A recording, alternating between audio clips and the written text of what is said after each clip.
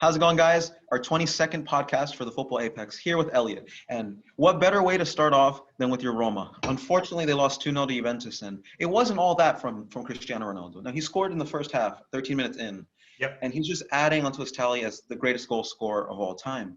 But there's so much more that goes into this match that you won't see just from the scoreline. And Elliot, what's the thing that bothered you the most about this game? It's weird because my frustration wasn't usually it's exclusively with Roma because that's the team I want them to win. It was with how both of these teams play. So for those of you who don't know, Ronaldo had that one moment. Ronaldo's game, that was it. That was practically the only thing he provided in this game.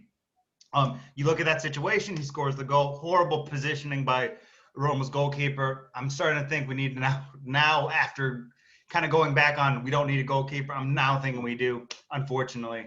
I just wanted to believe that it was okay because we have other needs, obviously, and there's only so much money to be thrown around. So that's beside the point.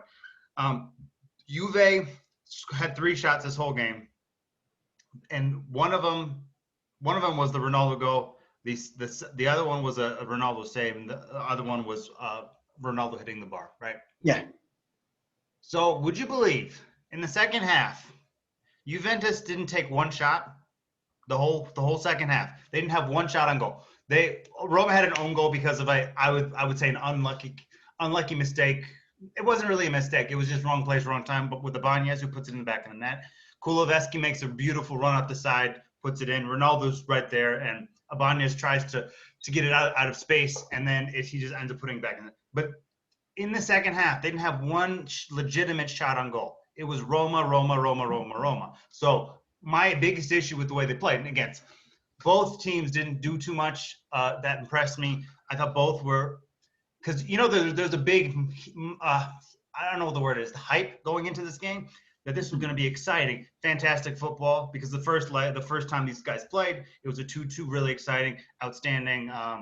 And, it was kind of the opposite. The hype going into this game totally flattened itself because it just wasn't a great game.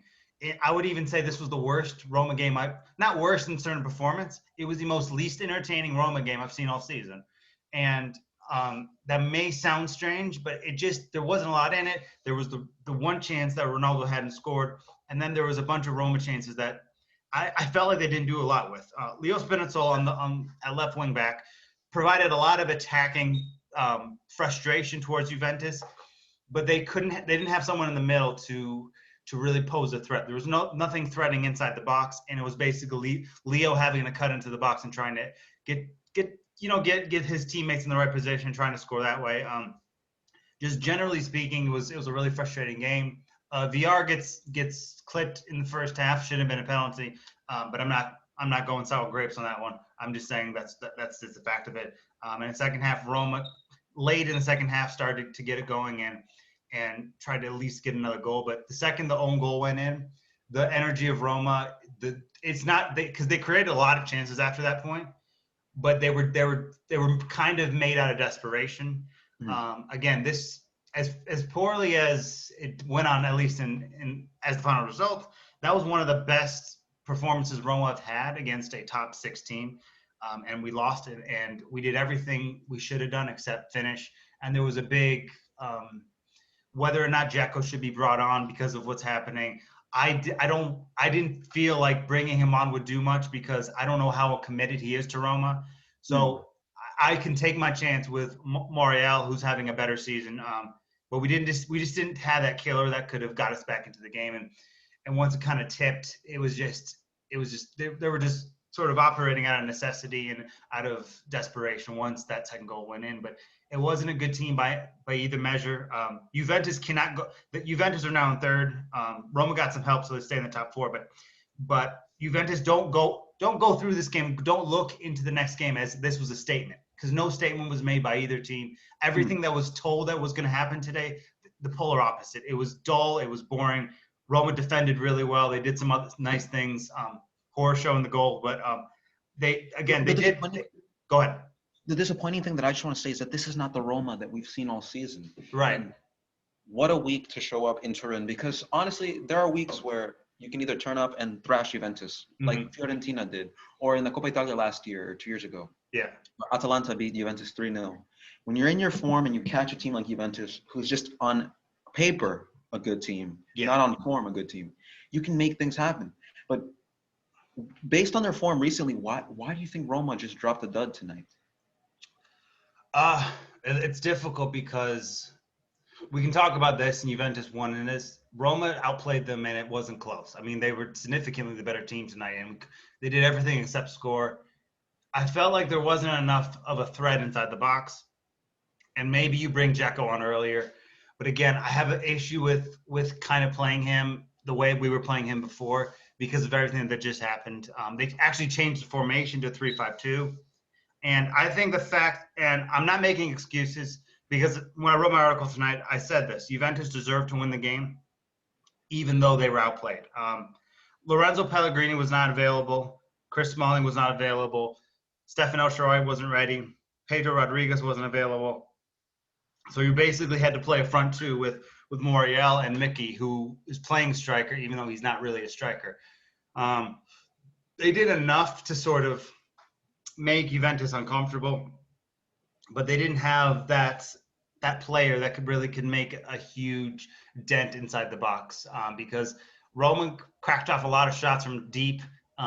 They just couldn't get into those dangerous positions, and unfortunately, Leo Spinazzola can only play one position, and he was brilliant tonight. He created so many problems for Juventus, but I think they really missed Pellegrini tonight, and because of this, Juventus can feel good that they won the game. I don't think they feel like this makes a statement because, for one, they didn't play well. Secondly, they didn't play Roma with Pellegrini, and that would have been a much more difficult task. And with a Pellegrini in the team, I think Roma at least score one in this because he would have created a goal for someone, even though if he's not specifically scoring. So it just, But again, I don't put this on Fonseca. Roma were expected to finish around 7th. They're in the top 4. They're one of the best attacking teams in the league, and they beat everyone outside of the top 6. So no one's taking points off Roma that are not one of the teams that are in the European chase. So frustration, yes, but I don't think this is an antagonizing result for Roma. It's not something that's going to define what they're going to do going forward. It's just one of those where they probably could have won it, but honestly, if I'm being totally honest about this, 0-0 was probably the most appropriate result, not based on what happened. And Juventus get the credit, and I'm not making excuses, but based on what we saw from both teams, that was the result that I think it justifies the performance for both, because Juve has 3 shots the whole game. All of them come in the first half. Roma had the possession, and this is the last point I'm going to make on this particular thing, but the possession was all in Roma's favor, and they just couldn't do anything with it. And in the end, that's why they didn't win the game. But Ronaldo had one moment, just one, not 3 moments, one moment. And that's all it took. The rest of it, Juve were not good in this game. Roma were not good in this game. Roma were slightly better. But it was just like, none of these teams play well. And people, after the game, I'm like, both of these teams looked pedestrian and average. And, if you took the logos off the jerseys, you would have thought it was Torino against Spezia or something. I love using that phrase too. And look, back in 2019, when Real Madrid were recovering from the loss of Cristiano Ronaldo and they faced Barcelona in the Copa del Rey, they lost 3-0 in the Bernabeu. They dominated. Then the next week, they have like 19 shots. Barcelona have won. It's a Luis Suarez or Rakitic goal, and Barcelona win El Clásico at the Bernabeu again. So I know how you feel to dominate, but just not have that goal in you. And I mean, I'm not trying to say that Roma never were in the title race, because I genuinely believe that they were better than Juventus this season so far. Yeah. But looking at the table now, as we analyze it, Juventus have a game in hand, so do Milan, in comparison to Inter and Roma. By the way, Inter sit top of the table with 47 points.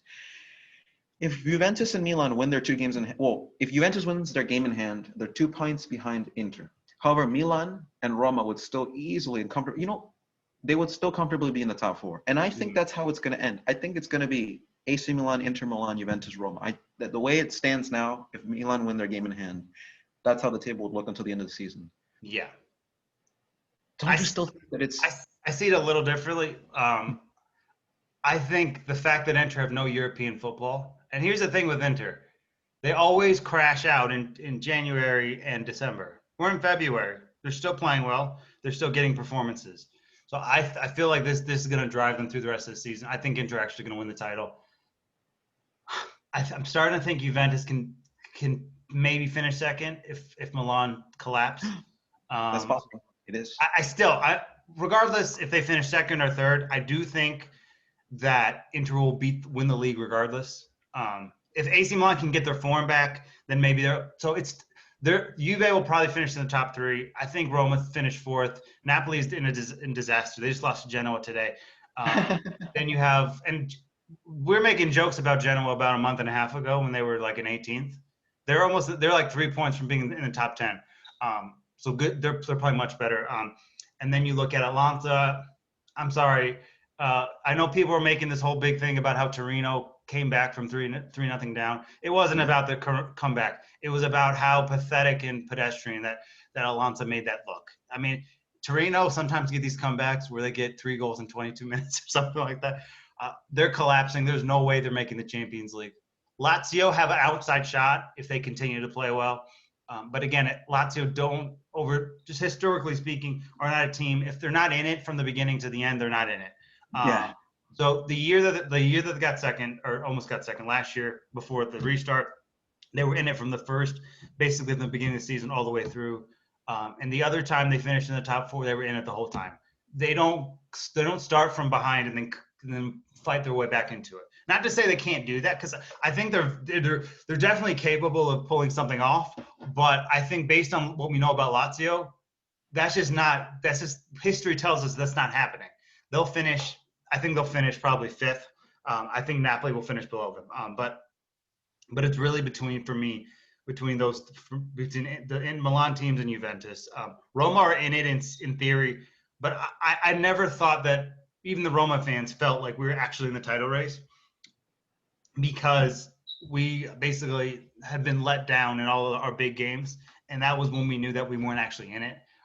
You can quote unquote, we were frauds in the title race, but we're not frauds in the Champions League race. And I think that's the big separation here. And do you think, what is Roma's aspiration this season? I mean, now that I think about it, with Juventus, their aspiration is always to win the Champions League. They've sacked every manager that hasn't been capable to fulfill that quota up until now. Yeah. And I don't think Pirlo will be any exception. I think that, as we discussed before, he's going to pay for the broken plates, they say, in this job, because it's just a huge ask for him to get this out of Ronaldo, out of this Juventus side. Yeah. But with Roma, what aspirations do they have? And do you think that they're living up to it? Because I thought they were overachieving until I watched this game and I realized maybe that's just what they want: top 4, Champions League spot, Champions League funds, sell Dzeko. I think I think they want to get top 4 and they want to win the Europa League. If you look at the teams left in the Europa League, this is theirs to lose. I honestly believe that. And I'm not saying that Roma maybe on paper are better than all those. Man United, who would probably be the biggest threat, they're trying to win. They're trying to, get into the title race. They're trying to win the title in England. They're not going to take it that seriously.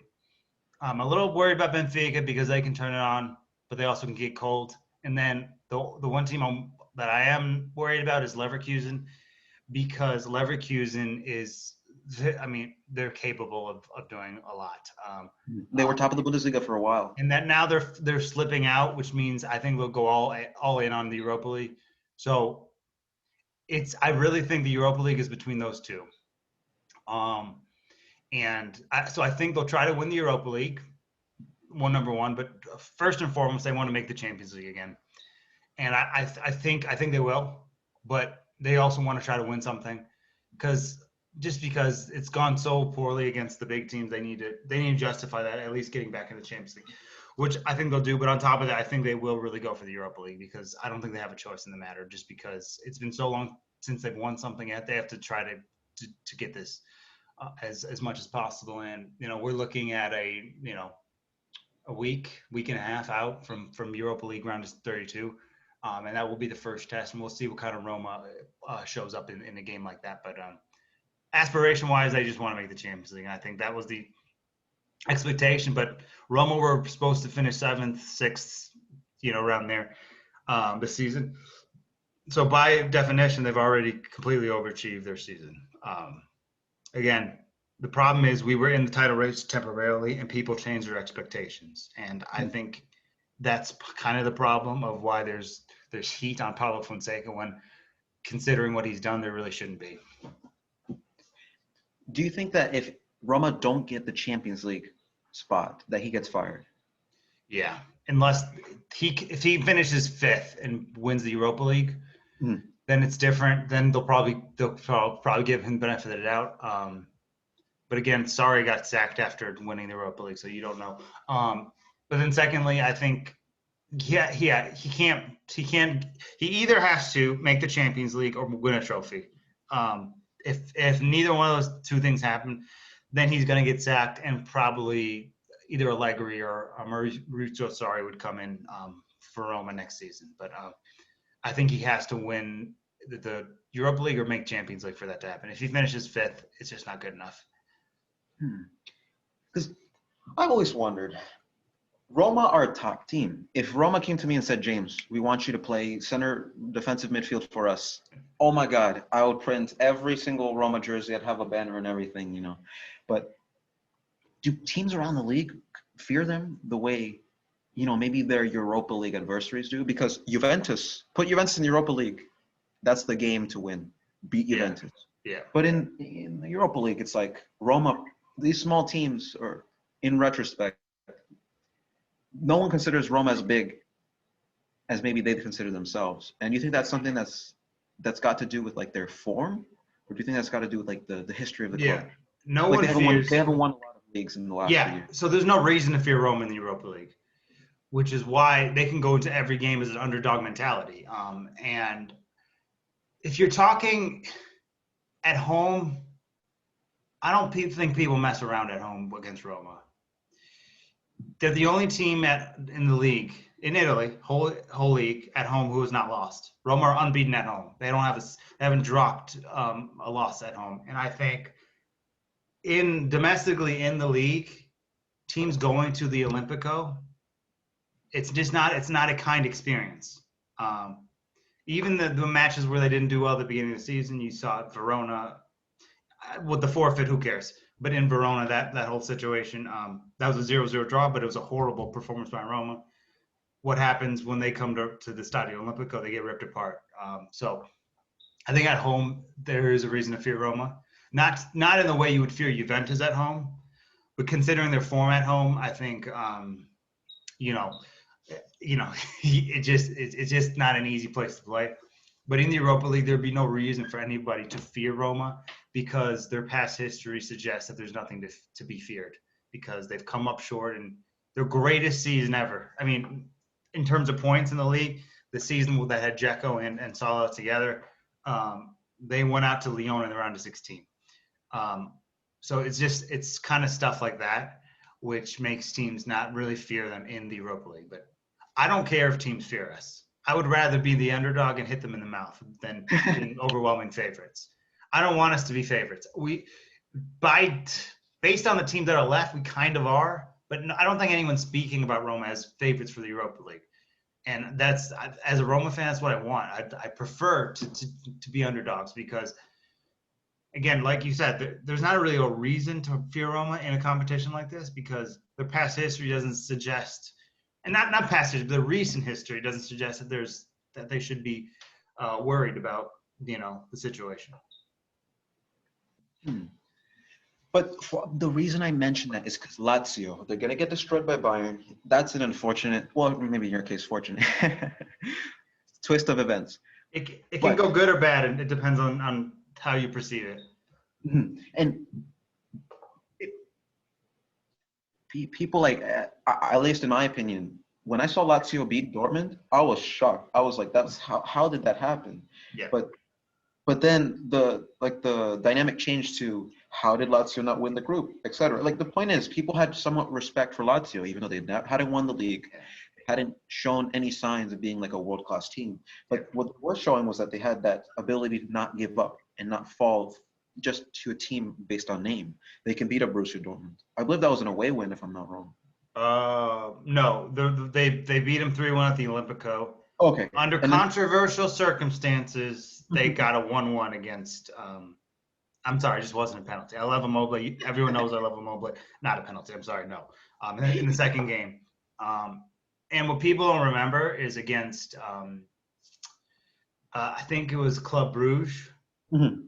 They were about a second away from not even qualifying because there was I think there was a really good opportunity for Bruges actually to get a point there, which would have put them out of it. But so yes, people got excited about the Dortmund performances. They were good in both games. They got a total of 4 points out of a possible 6 when I thought they were going to get 0 of a possible 6 against Dortmund.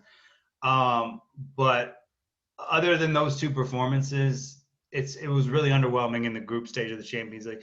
But because they have Kiro Immobile and last season they gave Juve a run for its money, I think people have more respect for them and have more reason, not more reason to fear, but there's a reason why they're getting that respect when, based on everything else, they hadn't been in the Champions League in like 6 years or not in a while, regardless. So I think for that situation, it comes down to other things as well. But I think because of their recent memory, people have more respect for Lazio than in these competitions, more than they probably should, in my opinion. And I'm not saying that because I'm a Roma fan, just based on just based on what they've done in the knockout rounds of Champions League or Europa League games for that matter. Their track record in those games aren't good. So that might go into it a little bit. What about Inter? What about AC Milan? Now, this season, what can they do? One of them is not even in international competition or European competition because they got knocked out and were bottom of the group. I mean, for Daniel's sake, I won't mention who it is. It's Inter Milan. Yeah. With AC Milan, they're no different. In the Europa League, who knows if they're even favorites? For me, because they're close to my heart, they are. But who do they play? That's a good question. I'll check for you. AC Milan, Europa League. I feel like they have a tough game. They play. I don't even know how to pronounce the team's name. Red Star? They play Red Star. Yeah. Red Star. That's tricky. I know there's no fans.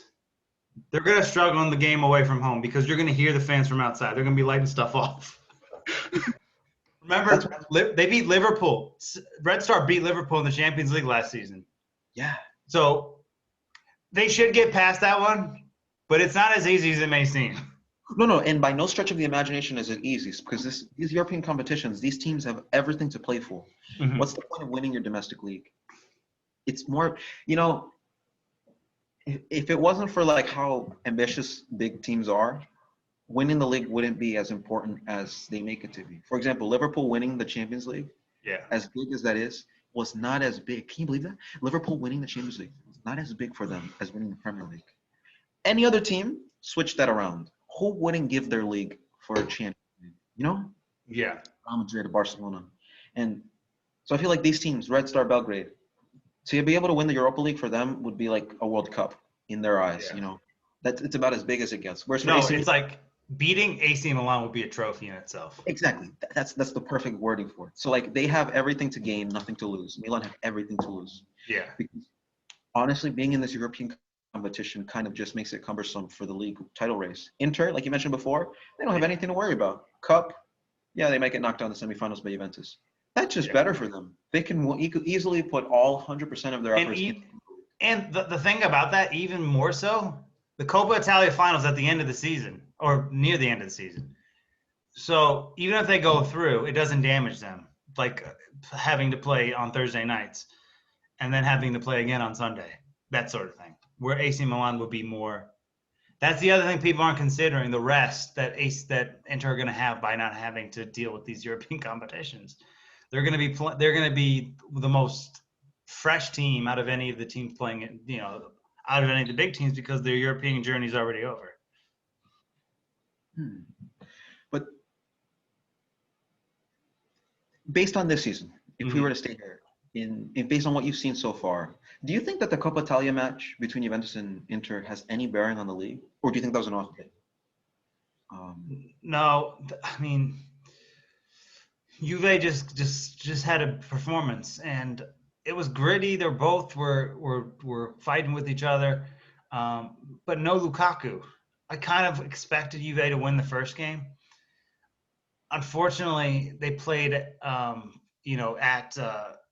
they played at home first, which makes it much more difficult to sort of figure out what the next move is. Again, I think they got a shot now because Lukaku's back in, but they need 2 goals to advance minimum. But I don't think it represents them because that wasn't a full strength Inter team. And Ronaldo was subbed off in that game and things like that. But there's a reason, it went that way because they felt like they kind of had control and they had all the momentum with the 2 goals that they already had.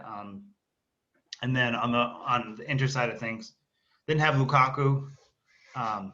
And even though they took a lead in that game, I don't think it really reflects their league positioning or anything like that. I think, and they were without their best player, and they'll have him back for the second leg, and maybe they can push themselves in a final. But winning the league trumps everything at this point. I know Danielle was saying that she wants Inter to win both to be a success, but if they win the first league title in 11 years, that's worth anything. You know what I mean?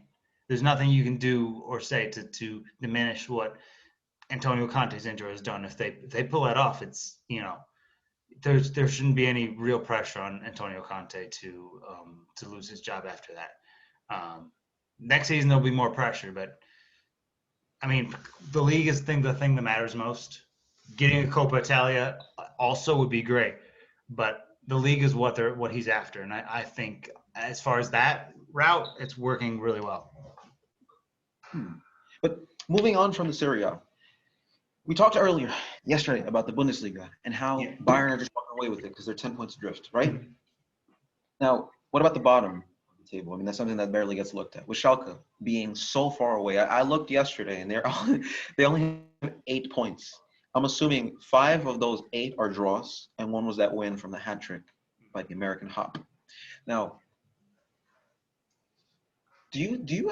One thing I've always wondered is, do you like the whole playoff system that the Bundesliga and the second Bundesliga have, where it's the 16th place team faces the 3rd place team in the second division for a spot in the Bundesliga? I think it's different. I don't necessarily dislike it or like it. I think it makes surviving relegation a little easier. But I'm just a traditionalist in the sense if you finish bottom 3, you shouldn't have a safety vest to climb out of that.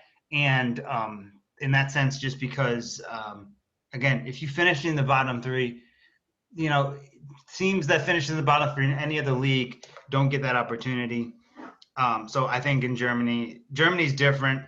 And I would like if they did an MLS relegation format, I would do what the Bundesliga does for starting relegation in a league that doesn't have it. But for leagues that do have it, I think they should just do the 3 in the bottom. But I don't have an issue with the Bundesliga deciding to do that. But Schalke are in serious trouble. They have 1 win, 5 draws, and 14 losses. They have 8 points.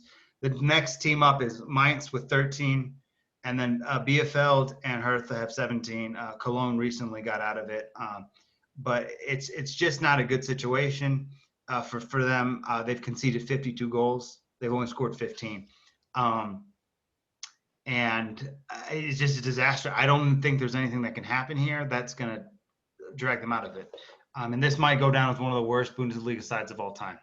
So I don't love the playoff spot.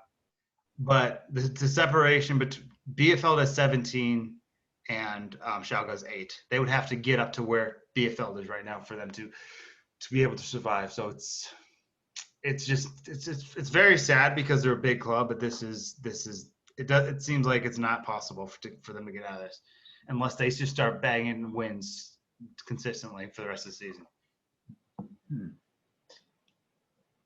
There's no system quite like it. La Liga ain't like that. And if anything, the MLS, you ever heard of the concept of that there is no promotion relegation? It's just a bunch of franchises play for playoff spots, and whoever wins wins the MLS Cup, which I've always thought is kind of a bizarre format for it all. Real quick, Like, hold on, just give me 1 second here. Real quick, so in the summer during COVID, I actually wrote an entire proposal about what I think that MLS should do, right? Mm-hmm. So I know we're going off topic a little bit, but since you're bringing this up, I just want to share this with you. Sure. Right. So I have 2 ideas in regards to this. So first, you know how they're continuing to put new teams into the league? Yeah. That they are. So my thing is, you get to 12 new expansions, right? You break up the leagues into 2 sections. You have MLS 1, MLS 2.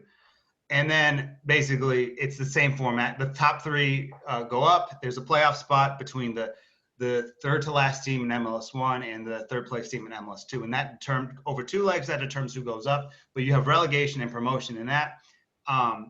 And so that's part of it. My other thing is the Champions League that they have is a joke. It's just pathetic. I think they should rip up the CONCACAF Champions League and do a Champions League Champions League tournament with the U.S., with Brazil, with Mexico, with all of the big teams in Argentina. So you would have potentially it would make it more exciting. You could have River Plate versus Seattle Sounders. You could have Boca Juniors against the Houston Dynamos, stuff like that. So I've always been on that. I think they should have 2. I think they should have promotion relegation, and I think they should change the Champions League format, or just the Champions League that they participated, and expand it so you can have some of these greater teams against the MLS teams like that. Anyway, I just want to put that up. What bothers me, Elliot, you bring up a great point. I'm gonna give you an example. We both live in the United States, Yep. And so the CONCACAF is such a weak, conference, if you can call it that, compared to UEFA, CONMEBOL. That's just how geography works, right? Put Argentina in CONCACAF, they will never not make the World Cup. Put Venezuela in CONCACAF, they may never lose a game.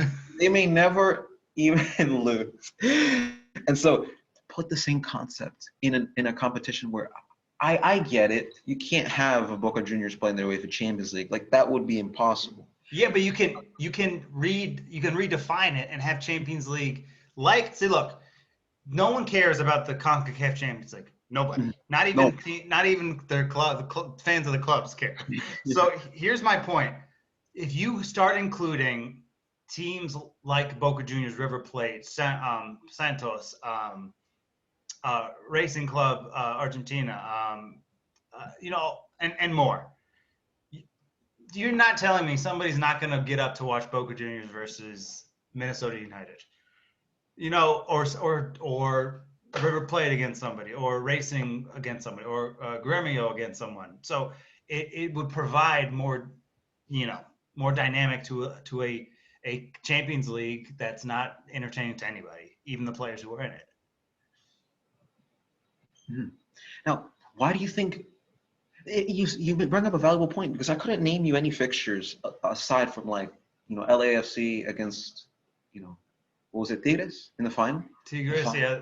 Club America's in it sometimes. Exactly. That shouldn't be the case, and it's not the quality of the teams; it's the competition. For example,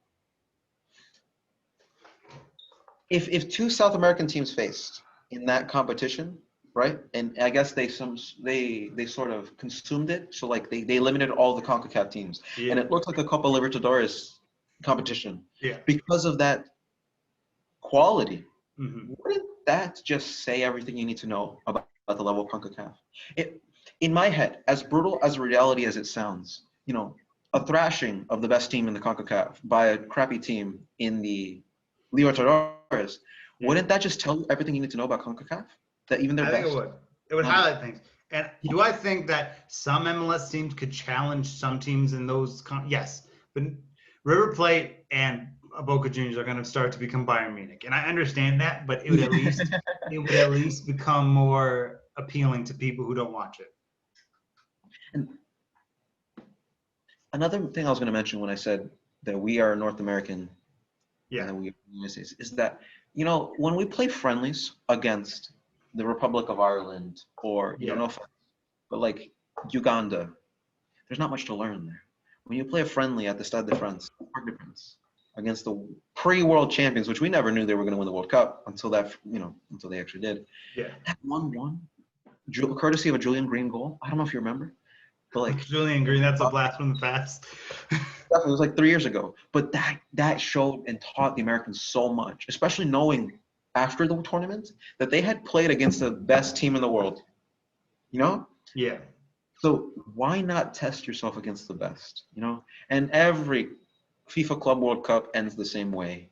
The big dog, the Champions League winner, shows up very late, his collar undone, really lazy, walks away with the trophy. Because that's just how easy it is, Very rarely do you see have we ever seen a CONCACAF team win the FIFA Club World Cup?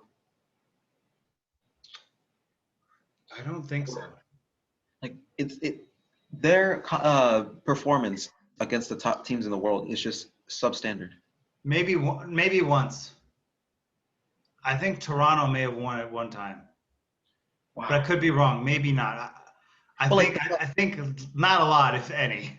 Yeah, that's exactly. Like if it weren't such a significant statistic, we could name one. Yeah. But the fact that we can't, it's just a little alarming.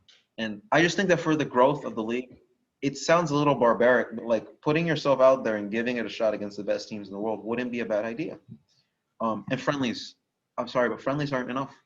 No. Like there's got to be something on the line. How are you gonna like motivate these teams? Like stimulate them. Be like, you've got to put your best out there. How do you know you're beating the best team? Like for example, I'll see the MLS All-Stars beat Bayern Munich.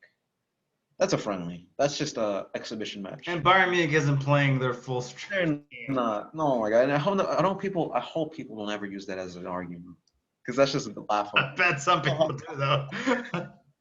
Ask Barcelona if the MLS All-Stars could beat that Bayern Munich. Didn't Barcelona beat them like 4-1? Yeah. So, oh my God, I can only imagine, man. And so I just think one thing I discussed earlier today was for example, Giovanni Reina's integration into Bayern Munich, Christian Pulisic, and Weston McKennie into Juventus. Americans going abroad and testing themselves in the biggest leagues at the biggest clubs. That Weston McKennie scissor kick against Barcelona, that did so much for it's opening people's eyes. Yeah. Look, since Weston McKennie broke onto this scene at Schalke, Christian Pulisic, if you're taking Christian Pulisic's career and from the point of Weston McKennie starting to be regular at Schalke, do you know how many days Christian Pulisic was better than Weston McKennie? 0.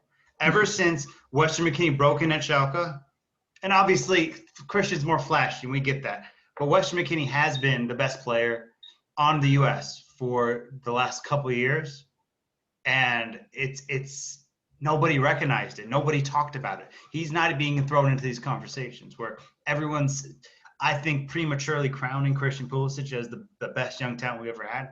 But I just don't see it that way. And the thing is, the fact that he went to Juventus and did that in the Champions League against Barcelona, it opened everyone's eyes, and now you see exactly what the qualities are there. You know what I mean? And what I like about Weston McKennie is, by the way, he scored his first Juventus goal 3 days prior against Torino, I believe. We're very, very close to that date. And then he one-ups himself and scores his first Champions League goal as a scissor kick against Barcelona. Your craziest dreams in FIFA career mode could never match what this kid's accomplishing. And he's nonchalant about it. Like, that's what I love the most about him. Could he reach these heights if he was only stuck in the MLS? No. Like, if anything, MLS would say a lot about his talent, that no team would really want him. Alphonso Davies. Would Alphonso Davies make the FIFA Pro 11 playing for Toronto or for Vancouver Whitecaps? Let's be honest. He would have to have like a 50-goal season. As a left back, by the way. Yeah. And even then, they'd still be like, hey, Robertson plays for Liverpool, Like, I used to think playing for big teams automatically gave you that status. Little did I realize, playing for those teams requires so much discipline and talent that you earn your prestige. You got to keep your level, by the way. Right. And 100%. And that's just one thing that I think that the MLS should consider, or should I say the CONCACAF Champions League should consider, putting CONCACAF teams with Copa Libertadores teams and seeing how they fare with that. Because if it's a bloodbath every single time, it's just a reminder of like what level. You know what? If I don't care if it's a blowout every time, get better. It's not my problem. We made this competition because nobody's watching you play against teams that most of us have never heard of. Teams from El Salvador. You know what I mean? So putting those two against each other, and not like a, but it would be like a legitimate Champions League, but for the teams that are in South America and North America and all that stuff, and Central America, all that stuff. But it would make, the teams to do business differently and potentially, just having to have to go through these different situations and having to evaluate based on the fact that you're getting pummeled by River Plate every time. So I think it will show the eyes on what they need to see, but also will give incentive for these teams to actually get better and go out there and be aggressive. Now, let's go all the way around the globe again, spin it around. In Ligue 1, Lyon got that late win to put themselves top of the league. And as we mentioned before, PSG have been a little bit shaky. Do you think that has any bearing on what's going to happen at the end of the season? Or do you think that PSG are kind of in that Bayern Munich situation where they're just going to walk the league because of the best team and one of the best in the world? It's getting a little chippy, don't you think? It's because everything you would have to do here is they're so much better. They have the best player in the world. They have one of the best 3 youngsters in the world. They have a good team, but they're not playing all that well lately. And if you're going to be in those situations, yes, PSG probably are going to go on to win the league. But remember, Monaco won the league against PSG when PSG had won it the previous, 7 times or whatever it was. So I think it's going to be complicated because the other teams are playing so well, and those teams aren't dropping points. So the best way to get the head-to-head is the head-to-head, just the matchups. And I would say this, though.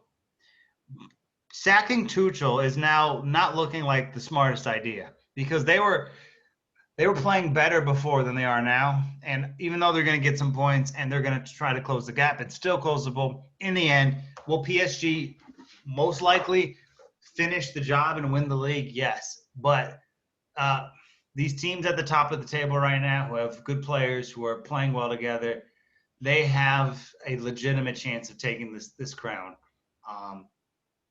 And people will sneeze at it because it is the French league.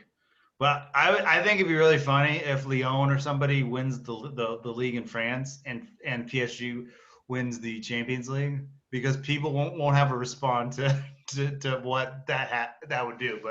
But yeah, I think they'll still win it. But it's getting complicated right now because we're second half of the season, and those teams are playing well. And well, anyway, we'll just see. I know I'm kind of breaking up my speech here, but I still think that they'll win it. But I think it's becoming a little bit crazy right now.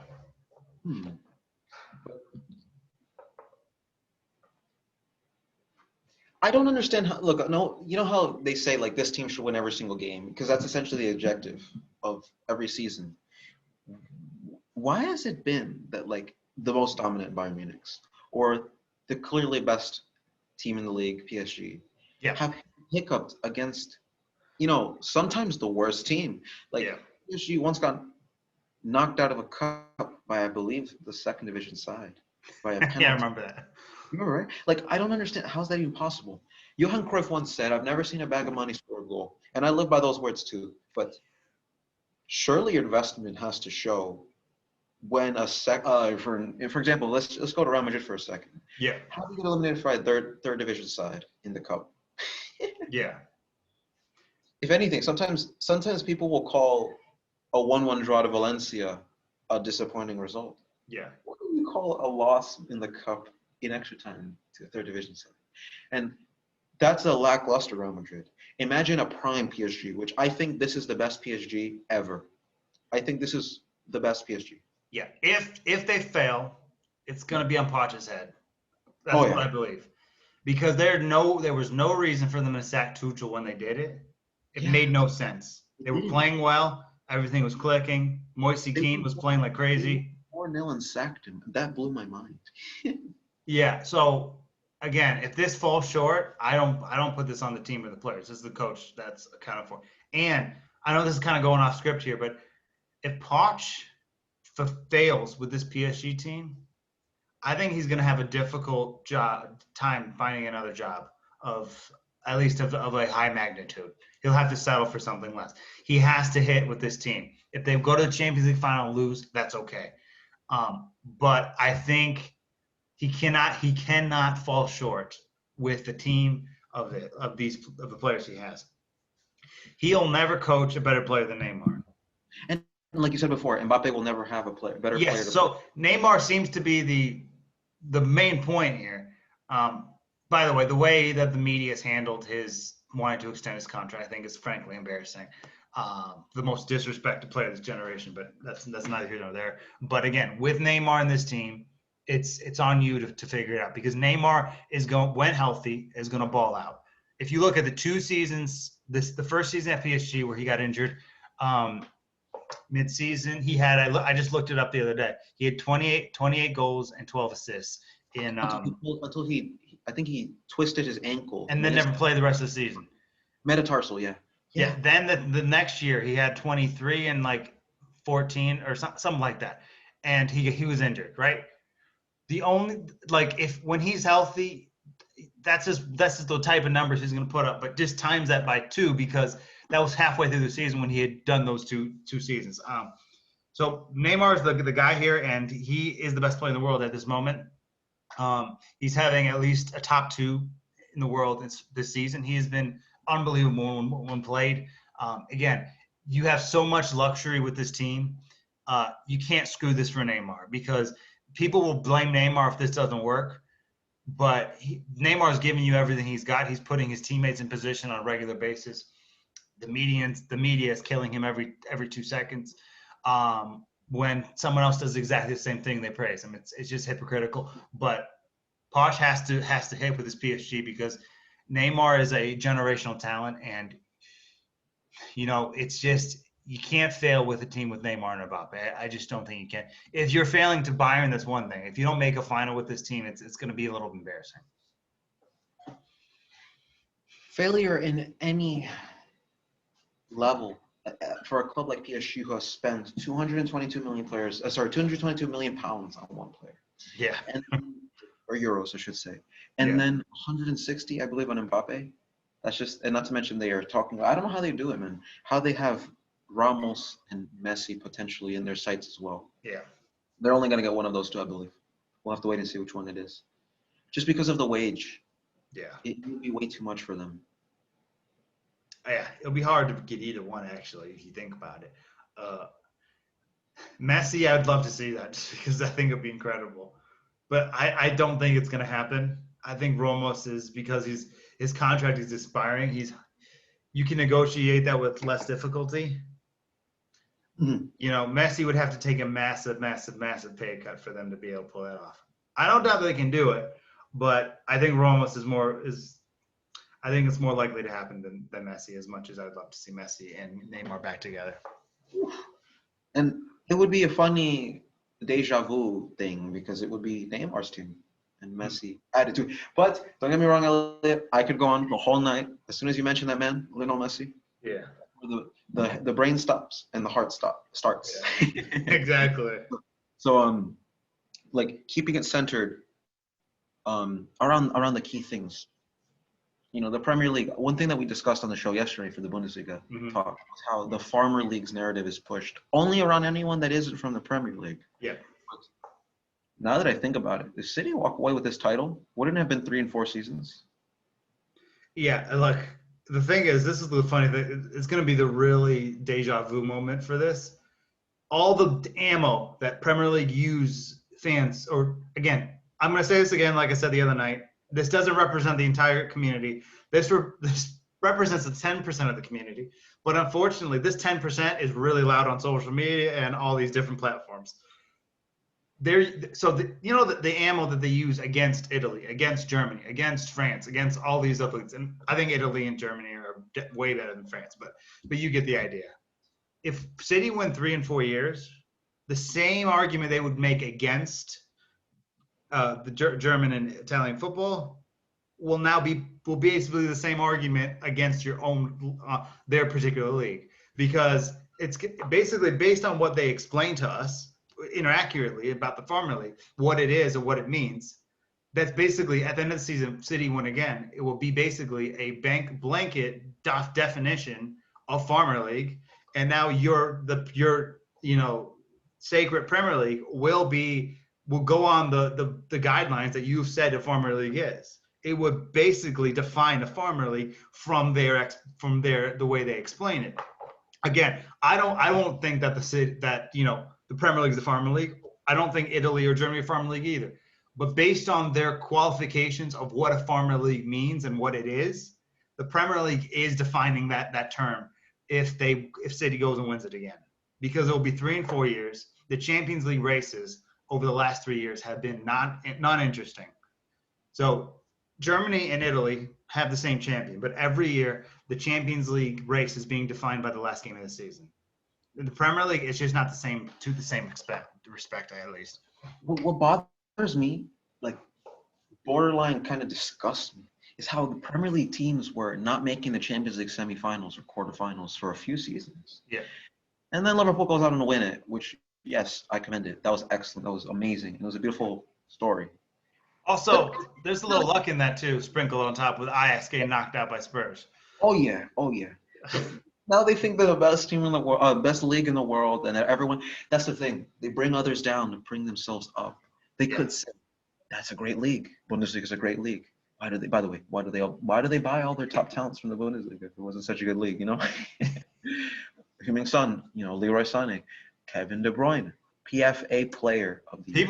People are acting like Kevin De Bruyne came from like West Ham. Yeah, I heard yesterday. Oh no, he came from Genk. No, come on. Honestly speaking, he was not Kevin De Bruyne back then. He was any old kid. People don't understand. His best ever season was not wearing the City jersey. He was wearing the Wolfsburg jersey. Yeah. That last year at Wolfsburg, that's the best version of KD I've ever seen. And sometimes. You see, I mentioned this yesterday. When analysts say it, it hurts on a different level because they should know better. Yeah. When any old person at the pub says it, you're like, okay. But I think it's reflective of who says it. It's not does analysts say it. Is a Premier League legend calling the German league what was the word you used the other night? So how to describe what? You were talking about how Werner and Havertz didn't work out, so people were defective. Defective, there it is. Yeah. So if Rio Ferdinand is saying that the Bundesliga is a defective league, they shouldn't buy from there, that's one thing. If someone that didn't play their entire career in the Premier League is saying it, it holds more value, it holds more water. And most of these guys coming out and saying it are guys who only play in the Premier League. Did you play in the Bundesliga? No. Then your opinion only matters to a certain extent, because you can't really build a perception about something if you're not totally aware of what it's like to play in that league. Someone like Owen Hargreaves, who's English but played in the Bundesliga his whole career, they should be asking him those type of questions. Does he think it's defective? His entire career, he was at, I think, at Bayern Munich almost his whole career. He may have played some Premier League football, I'm not sure, but he played against the best there was in Germany for basically his whole career. Ask him what he thinks about that, because he can actually give a perceptive answer of what, if it's a defective league or not. If you hear him say that, then okay. But I'm sorry, when guys like Rio Ferdinand and others, and I'm just using him as an example, are saying it's a defective league, how do you know? You never played there. I know you don't have to play there to know, but you're not watching the Bundesliga every weekend. I know that for a fact. Those guys don't have Bundesliga football at their house. They're just watching the Premier League. So that's like me watching one league only and saying just talking down on a league I don't even watch. It doesn't make any sense. And they do it to push the propaganda narrative agenda that the Premier League is the best league in the world. That's why it kind of bothers me that Liverpool won the Champions League. Because then the Andrew Robertson situation happens where, they think Anfield is a guaranteed win. That, by the way, that's one of the funniest moments in football history is that interview. And again, I like Andy Robertson. He was totally set up by the reporter. But God, look, if it's just comical based on everything else. You know what I mean? Mhm. I was just waving at a friend there. Yeah. Yeah. Honestly, karma, whether people believe it's true or not, it's definitely one of those moments that it needed to happen, not just for now, to make teams think. Because what's funny is I'll tell you something. When Barcelona got eliminated by Roma in 2018, Marcelo, Ronaldo, they were all laughing. And then the next day, they were 3-0 down to Juventus at the Bernabeu, which is even worse, by the way, because Real Madrid had an away win with a bicycle kick and looked like they were through, and Barcelona had a 4-1 win at home, which is like, okay, it's what they usually do. Yeah. But then to be 3-0 down in the Bernabeu after seeing Barcelona choke would have been way worse. Would have been the dynasty over. You know what's funny? I was watching. We have a pub down here in Minneapolis. They just show football all day, and I was watching with a friend, and I kind of wanted Real Madrid to win because if they had choked, it would have taken spotlight away from Roma and onto Juventus for what they did to Ronaldo. So no, but I get that. If again, I'm not sure that the last thing was a penalty. Soft if it is. And they almost did exactly the same thing as Barcelona. It would have made them look so bad, especially how they were laughing at Barcelona. It would have undone 2 previous years of beautiful hard work. That's what I'm saying.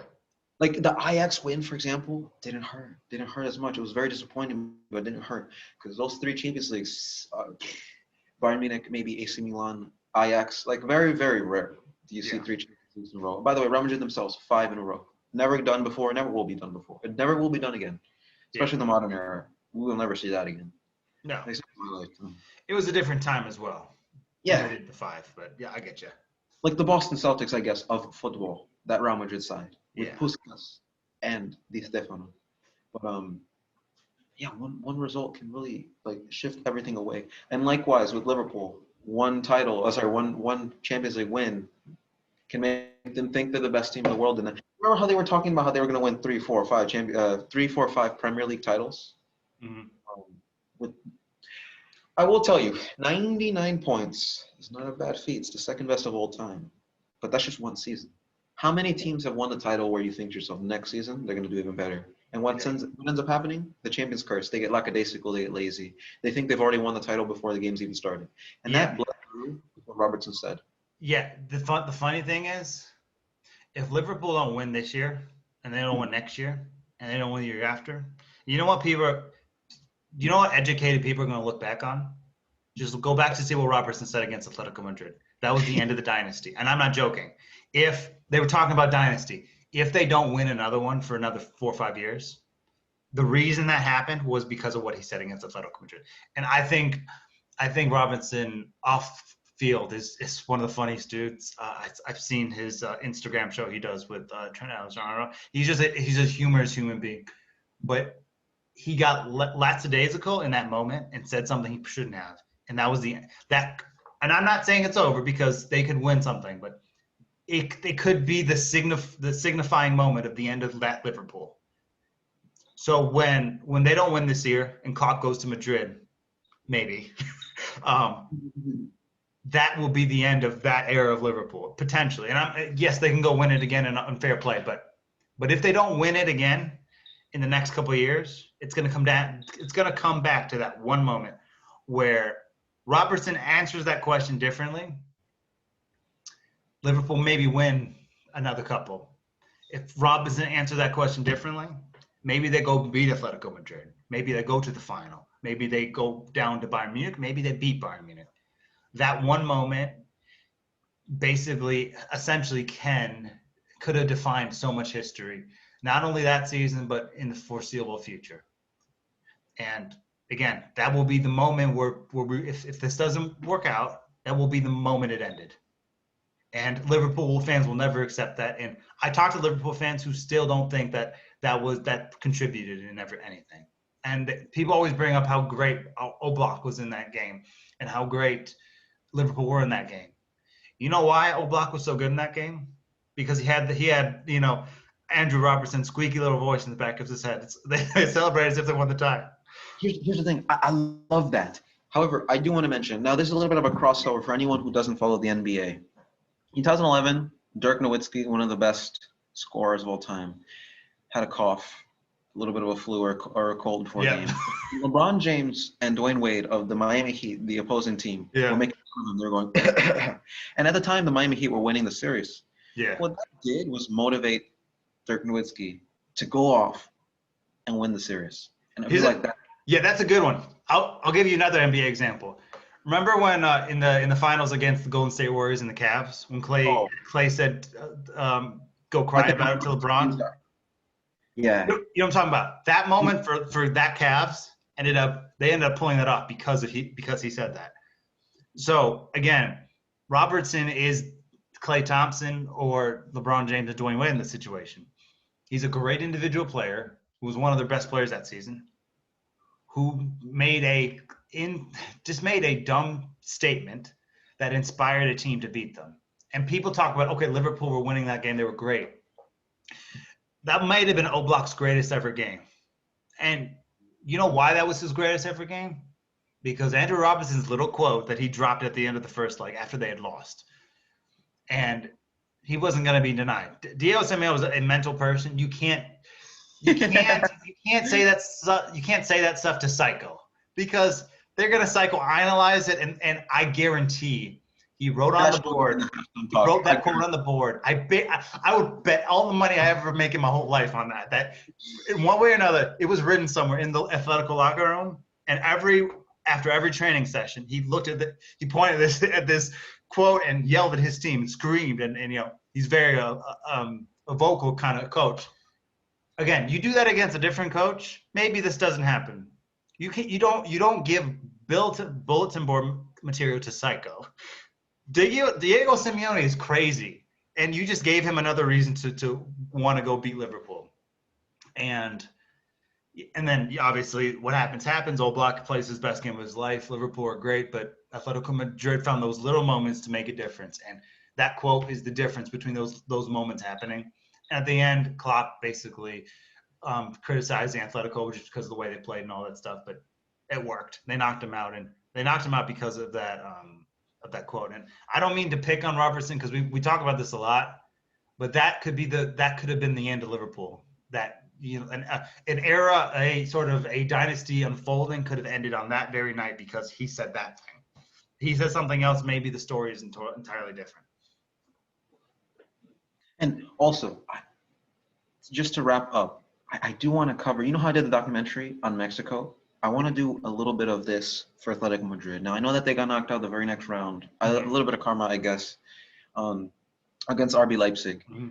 But, that Robertson moment is the biggest karma I've ever seen. Ever. Yeah. I don't think I've ever seen something as bad as that. It changed history. History. Yeah, when Cristiano Ronaldo did this against Atletico Madrid, do you remember? And they were saying, "Goodbye, Ronaldo. You're going home. Go cry back to Italy or whatever." And then he scores that hat trick. That was bigger. That was a team's fans, the whole fan base. And I guarantee you remember when Simeone did the celebration? Yeah. I know it's all over YouTube. It wouldn't be very unique for me to cover it, but for the non-football fans, if they could see just what we football fans watch. He basically thrusted his hips after he'd beaten, Juventus. And then Ronaldo goes and scores a hat trick and scores and celebrates with that, doing the same thing. Which is funny because Simeone, being a psycho, he should know better to mess with Ronaldo. That's the funny thing. Did he forget? And I know for a fact that Simeone has a lot of respect for Ronaldo. Yeah. Don't poke the bear. Why give him any added motivation? Ronaldo, you said Simeone psycho. Do you know who Cristiano Ronaldo is? The biggest mentality in the world. Yes, he's a little bit of a crybaby sometimes, but we love him for his good and for his bad. That's what makes him who he is. And speaking of Cristiano Ronaldo, he's still extending his goal scoring tally at the Mhm. top of football's apex, no pun intended, Elliot. Mhm. Speaking of that, this has been another week of the Football Apex podcast. Next week, we'll have to wait and see whether or not Juventus can use that game in hand to their advantage because Milan also have it. And we'll see and keep up to date with this title race because it's not decided yet. All No, I it's nowhere near over. is that like it would be a very disappointing fin. It honestly would have horrible stigma for Serie A if Juventus win this. Look, let me just say this last thing. If Pirlo wins you with this Juventus, it's going to make them look bad. It's going to make them look horrible. The league. Look, I'll say this again. I love Pirlo. He's not a coach. Literally, he's not a coach. He doesn't do anything with this team. He just makes substitutions. So if a non-coach, and again, with respect, he's just started doing this, and he probably doesn't know how to be a coach yet. He got the biggest job that there was when he should have been given a job that was at a much lower scale. He hasn't done anything particular that says that's a manager. He looks like a guy who's just on the sidelines making subs. But with that being said, if he wins with this Juve, it's going to make Italy look really bad.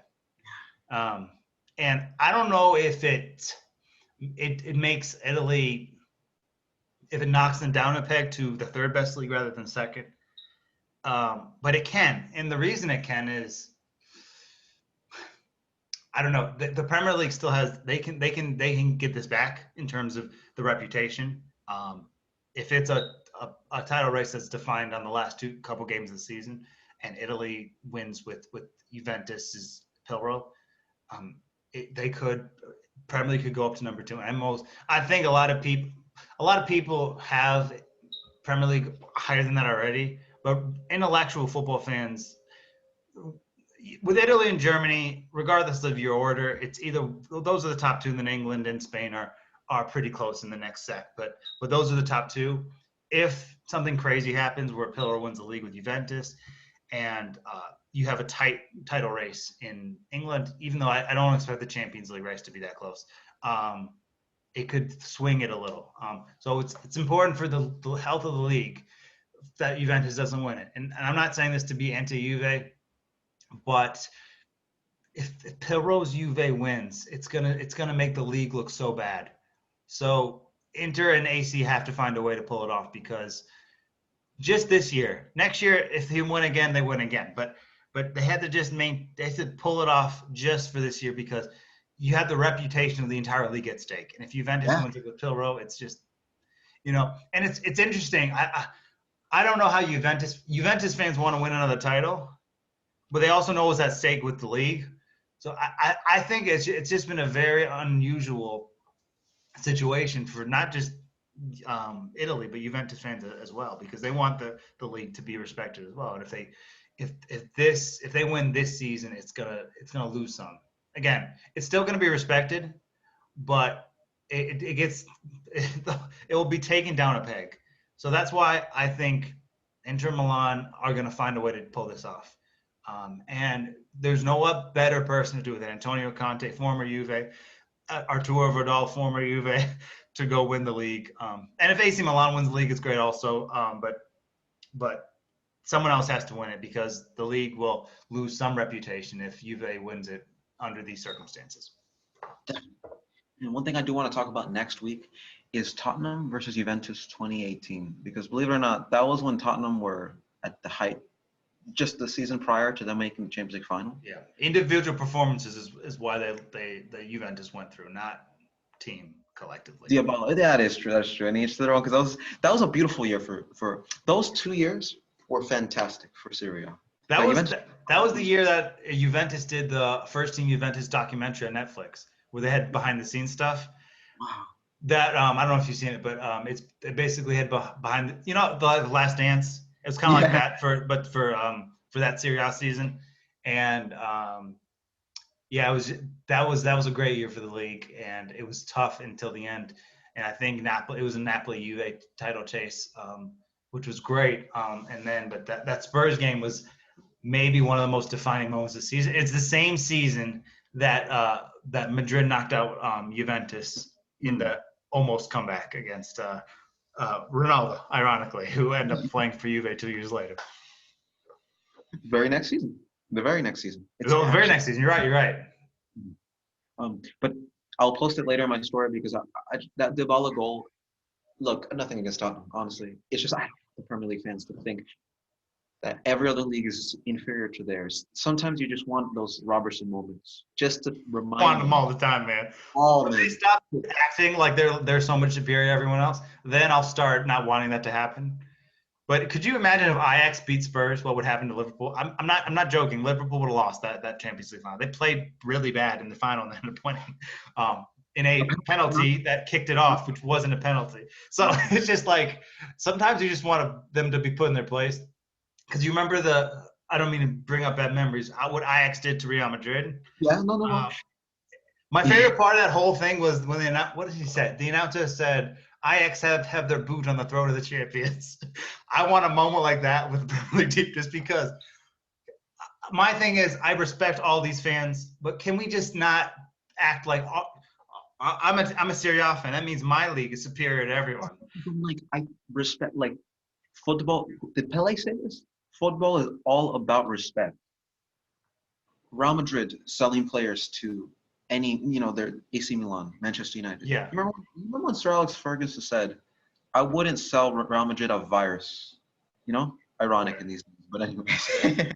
No, but no, I get what you're saying. It's just like, why can't we just say, okay, personally, I think this league is the best, but Germany, great league. I enjoy watching it. Serie A is an excellent league. Even the French league at times can be great. If a Premier League fan said this whole narrative about they hate everyone except their own would die. Because all we want as neutrals in football and just the neutrals in football in general and fans of other leagues is for Premier Leagues to at least have respect for the rest of them and don't act like their league is so superior to everyone else's. And again, this is about 10% of the Premier League population, but they're very vocal on social media, and is why we hear them the most, which is why Leroy Sane's comments a few weeks ago was really important in that whole conversation. Because it gives perspective. It's not just a guy saying, it's like they say you don't knock it until you try it, like with food. Same thing with the leagues. It's something that, yes, in low-key, it doesn't make Ronaldo the GOAT, but like I respect the fact that he played in the Premier League. He's not just talking out both sides of his mouth. He's taking the experience of the Premier League. He's taking the experience of the Bundesliga, and he's talking about it in a very unbiased way. And he didn't mention Italy or anything like that, but he was basically veering into the narrative of Farmer League protocol. And he was just bringing it to light, and he got slammed for it. He got crushed by a lot of different people. But I think that's kind of what made it great is he got the reaction out of people, but there's nothing that he said which wasn't true. He was bringing data and facts to his argument.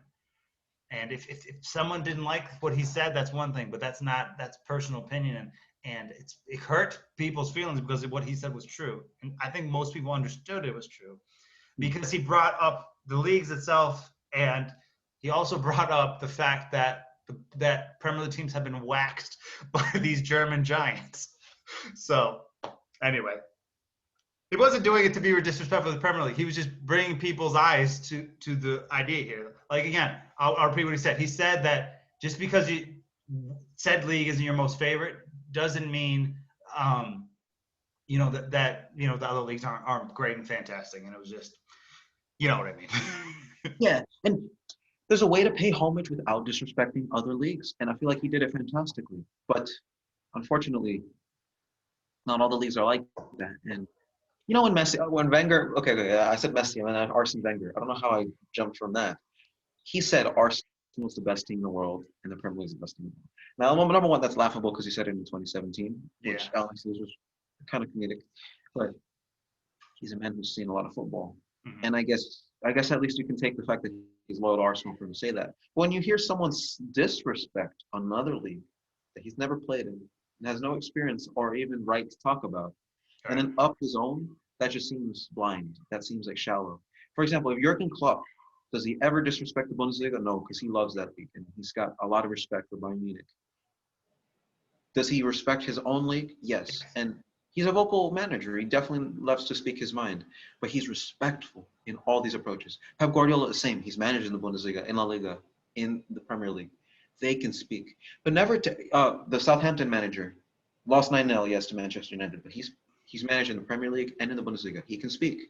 But let's see, Miguel Arteta, for any chance he says Bundesliga is not top league. Not trying to, disclaimer, he's never said anything of that sort. But like if someone who's never managed in the Bundesliga or Serie A were to say those things, you can't take him seriously because exactly. who are they to speak? Pep can talk about Italy, Germany, and England. He played in Italy. Wasn't a long career in Italy, but he's played there. He knows what kind of players coming out.